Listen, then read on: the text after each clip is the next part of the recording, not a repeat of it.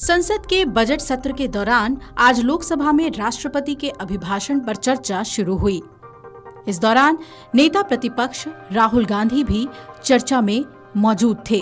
उन्होंने सरकार पर करारा हमला बोलते हुए कहा कि राष्ट्रपति के अभिभाषण में कुछ भी नया नहीं है, उसमें हर चीज वो थी जो हम सब कई बार सुन चुके हैं। लोकसभा में विपक्ष के नेता और कांग्रेस सांसद राहुल गांधी ने कहा, राष्ट्रपति के अभिभाषण के दौरान जो कुछ भी कहा जा रहा था उस पर ध्यान बनाए रखने के लिए मुझे संघर्ष करना पड़ा। ऐसा इसलिए क्योंकि मैंने पिछली बार भी कुछ ऐसा ही सुना था, उससे पहले भी लगभग इसी तरह का अभिभाषण सुना था। ये सरकार के कार्यों की एक सूची ही थी। इस सरकार ने लगभग 50 से 100 काम ही किए होंगे। मुझे लगता है कि राष्ट्रपति का अभिभाषण ऐसा नहीं होना चाहिए था जैसा दिया गया। उन्होंने आगे कहा कि भले ही हम बढ़े हैं, हम तेजी से बढ़े हैं, थोड़ी धीमी गति से बढ़ रहे हैं, लेकिन हम बढ़ रहे हैं। एक सार्वभौमिक समस्या जिसका हमने सामना किया है वो है बेरोजगारी। हम बेरोजगारी की समस्या से निपटने में सक्षम नहीं हैं। न तो यूपीए सरकार और न ही आज की एनडीए सरकार ने इस देश के युवाओं को रोजगार के बारे में कोई स्पष्ट जवाब दिया है। राहुल गांधी ने कहा कि प्रधानमंत्री ने मेक इन इंडिया कार्यक्रम का प्रस्ताव रखा। मुझे लगता है कि ये एक अच्छी पहल थी। परिणाम आपके सामने है। विनिर्माण 2014 के सकल घरेलू उत्पाद के 15.3% से गिरकर आज सकल घरेलू उत्पाद 12.6% पर आ गया है, जो 60 वर्षों के विनिर्माण में सबसे कम है। मैं प्रधानमंत्री को दोष नहीं दे रहा हूं। ये कहना उचित नहीं होगा कि उन्होंने प्रयास नहीं किया। मैं कह सकता हूं कि प्रधानमंत्री ने प्रयास किया, लेकिन वो असफल रहे। उन्होंने आगे कहा कि लोग एआई के बारे में बात करते हैं, लेकिन ये समझना जरूरी है कि एआई अपने आप में बिल्कुल अर्थहीन है, क्योंकि एआई के लिए डेटा अहम है।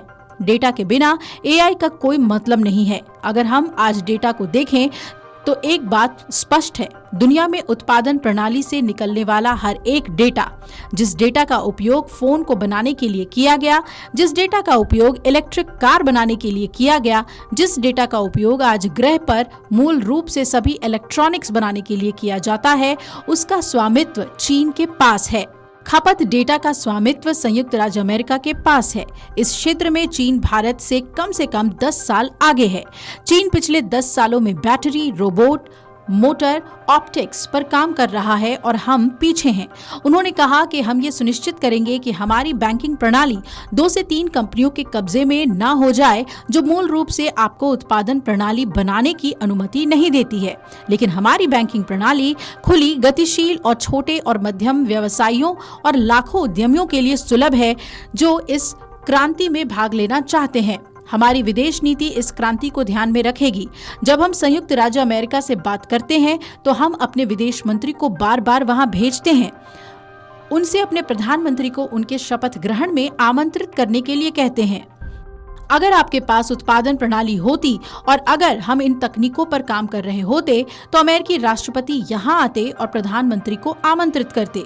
राहुल गांधी के ये कहते ही सत्ता पक्ष नाराज हो गया और किस तरीके की प्रतिक्रिया सामने आई वो सुनिए।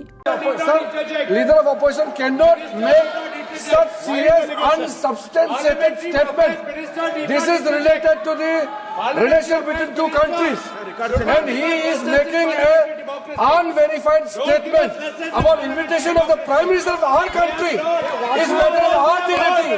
How can you make such kind of statement? He is leader of opposition, sir.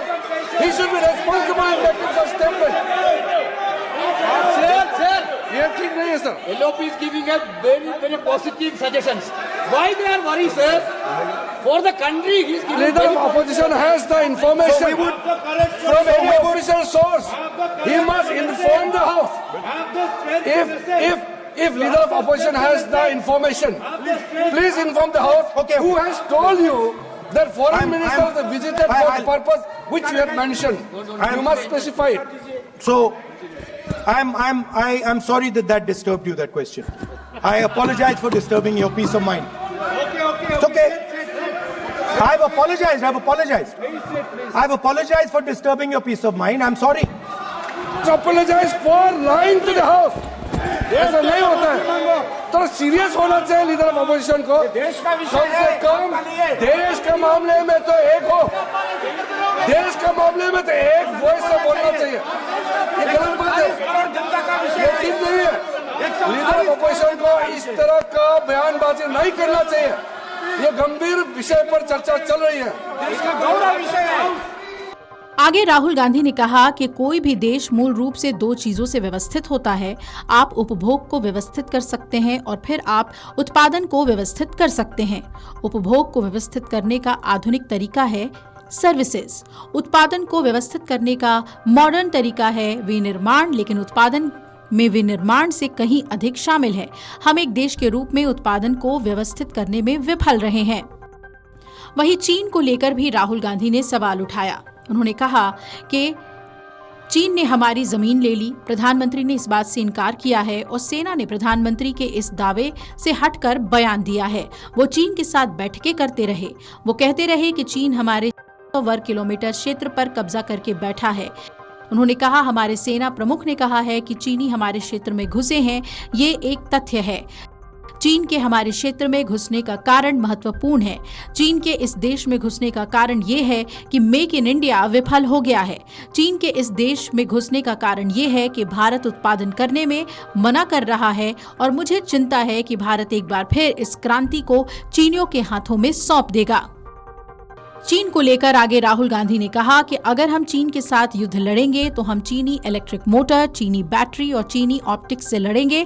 Rahul ने यह भी कहा कि हमारे पास संयुक्त राज्य अमेरिका नाम का एक रणनीतिक साझेदार है। साझेदारी इस बात पर केंद्रित होनी चाहिए कि भारत और संयुक्त राज्य अमेरिका इस क्रांति का लाभ उठाने के लिए कैसे मिलकर काम कर सकते हैं। साथ ही उन्होंने कहा कि अमेरिका वो नहीं कर सकता जो भारत कर सकता है, क्योंकि उनकी लागत संरचना हमारी तुलना में बहुत अधिक महंगी है।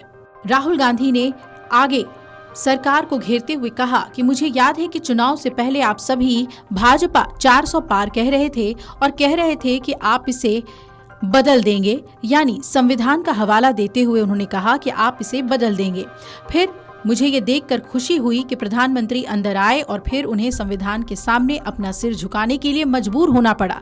ये सभी कांग्रेसियों के लिए गर्व का क्षण था कि हमने प्रधानमंत्री और पूरे देश को समझाया कि कोई भी ताकत इसे छूने की हिम्मत नहीं करेगी। मुझे पता है कि आरएसएस ने इसे कभी स्वीकार नहीं किया। मोहन भागवत ने कहा है कि भारत को 1947 में आजादी नहीं मिली। उन्होंने कहा कि हमें आजादी तब मिली जब राम मंदिर बना। उन्होंने कहा कि ये निरर्थक है। हम आपके सपने को कभी पूरा नहीं होने देंगे। ये संविधान हमेशा भारत पर राज करने वाला है। महाराष्ट्र विधानसभा चुनाव को लेकर राहुल ने कहा, मैं महाराष्ट्र चुनाव के बारे में कुछ डेटा, कुछ जानकारी इस सदन को देना चाहता हूँ, इस सदन को सुनाना चाहता हूं। लोकसभा चुनाव जिसमें इंडिया गठबंधन जीता था, हिमाचल प्रदेश की मतदाता जनसंख्या महाराष्ट्र की मतदाता सूची में जुड़ गई, यानी हिमाचल प्रदेश की पूरी जनसंख्या महाराष्ट्र की मतदाता सूची में जुड़ गई थी। लोकसभा और विधानसभा चुनाव के बीच में अचानक से करीब 70 लाख नए मतदाता आ गए। हमने चुनाव आयोग से जानकारी मांगी, लेकिन हमें न्याय नहीं मिला। उन्होंने चुनाव आयुक्त की नियुक्ति और इस प्रक्रिया को तय करने वाले पैनल से मुख्य न्यायाधीश को हटाने का भी जिक्र किया। राहुल गांधी ने एक एक करके कई मुद्दों पर मोदी सरकार को घेरा है। अब देखना है कि सत्ता पक्ष राहुल गांधी को उनके ही सवालों को लेकर कैसे घेरता है। Video desk अमरउजाला.com। अमर उजाला जीवांजलि के सारथी की मदद लें और महाकुंभ में स्नान जरूर करें।